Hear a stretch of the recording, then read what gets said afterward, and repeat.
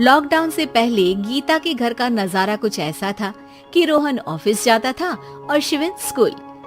जिनके घर से जाने के बाद गीता काम खत्म करके बाकी समय आराम करती थी।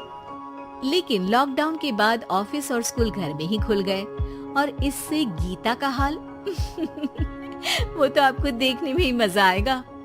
शिविन, ओ शिविन, महाराज उठने के लिए क्या 21 तोपों की सलामी लेंगे? अरे बिस्तर से बाहर निकल, ऑनलाइन क्लास स्टार्ट होने वाली है। अरे तुम भी हद करती हो, स्पीकर की तरह चिल्लाने की क्या जरूरत है? दिख नहीं रहा मेरी कॉन्फ्रेंस चल रही है। अब कैमरा और स्पीकर ऑन कर रहा हूँ, मुझे कोई शोर नहीं चाहिए। इस पर जैसे ही रोहन लैपटॉप का कैमरा और स्पीकर ऑन करता है तभी कुकर की सीटी बजती है। करा लो अब इसे चुप। लॉकडाउन नहीं हुआ, मेरी मौत का फरमान जारी हो गया। दोनों बाप बेटे ने नाक में दम किया हुआ है। ऐसा बोलकर गीता वहाँ से शिविन के कमरे में पहुँच जाती है, जहाँ शिविन अभी भी सो रहा होता है। ओ आलसी, अब अगर 5 मिनट में नहीं उठाना तो आज तेरा गेम और यूट्यूब कैंसिल। माँ की बात सुनकर शिविन बिना 1 मिनट गंवाए उठ खड़ा होता है। उठ गया, अभी नहाकर भी आता हूँ। ये नाटक कहीं और, मुंह पर गीला कपड़ा मार और पढ़ने बैठ। शिविन की ऑनलाइन क्लास स्टार्ट हो जाती है, जिस पर गीता उसे वहाँ बिठाकर रसोई में चली जाती है। थोड़ी देर में उसे कमरे से कुछ आवाज सुनाई देती है, जिसे सुनकर वो कमरे में वापस आती है। हाय राम, तुझे क्लास अटेंड करने के लिए बोला था, कैमरा ऑफ करके बिस्तर पर नाचने के लिए नहीं बोला था। मम्मी मुझे कुछ समझ नहीं आ रहा, आप बाद में पढ़ा देना ना, वैसे भी अटेंडेंस तो लगी गई है। हाँ बेटा, जरूर बन जा, तू अभी से हम सबका बाप बन जा। अरे नहीं मतलब कहाँ से लाते हो इतना दिमाग, और पढ़ाई करते हुए ये चला कहाँ जाता है? नाइस क्वेश्चन, दिमाग से पूछकर बता दूंगा। शिविन की बातों से परेशान होकर गीता उसे मारने के लिए जैसे ही आगे बढ़ती है तभी वो कमरे से बाहर भाग जाता है। अब शिविन आगे और गीता हाथ में चप्पल पकड़े उसके पीछे पीछे पूरे घर में दोनों घूम रहे होते हैं। इसी बीच वो रोहन के पास पहुंच जाता है और शिविन को मारने वाली चप्पल रोहन के लैपटॉप पर जाकर गिरती है। ओए माँ! मम्मी, अब पापा को चप्पल मार रही हो? वो आज तक के रिपोर्टर, चुपचाप जाकर क्लास अटेंड कर ले, नहीं तो अगली तेरे पीछे लगेगी। इस पर शिविन वहाँ से चला जाता है, जिसके बाद रोहन गीता से कहता है, इस सर्कस के लिए कुछ बोलना चाहोगी? अरे क्या करूं, जब से तुम दोनों घर में रहने लगे हो, घर अपने आप ही सर्कस बन गया है और मैं तुम्हारी नौकर। कभी बेटी को संभालो तो कभी बाप के नखरे उठाओ।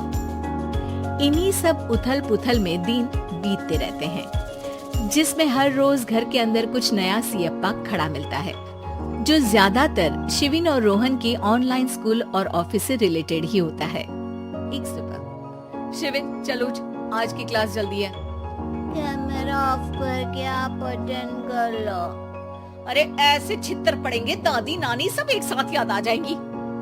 गीता के लाख मशक्कतों के बाद क्लास तो खत्म हो जाती है, लेकिन उसके बाद शिविन फोन इस्तेमाल करते हुए इंस्टाग्राम रील बनाने लगता है।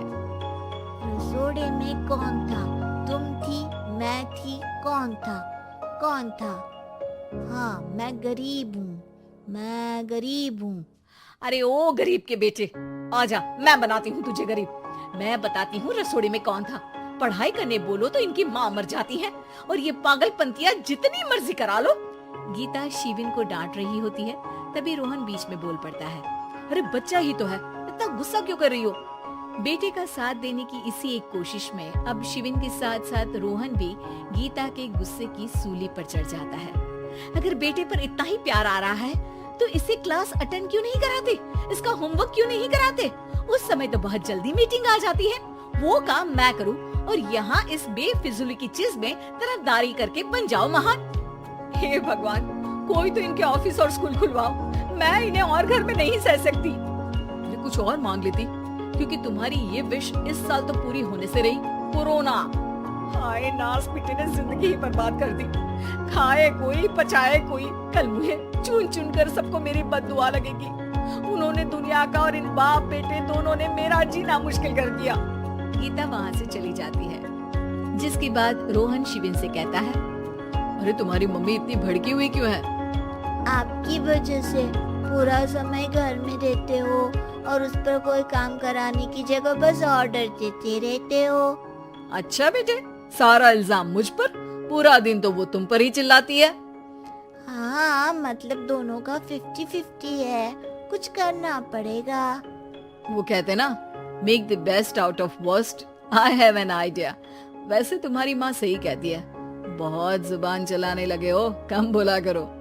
अगली सुबह रोहन और शिविन अपनी गलती को सुधारने के लिए गीता के उठने से पहले घर का आधा काम खत्म कर देते हैं, जिसे देखकर गीता खुश हो जाती है और फिर बाकी बचा काम वो तीनों मिलकर पूरा कर लेते हैं। जिसके बाद अब वो सब मिल बांट कर हर काम में एक दूसरे की मदद करते हुए लॉकडाउन का मजा लेने लगते हैं।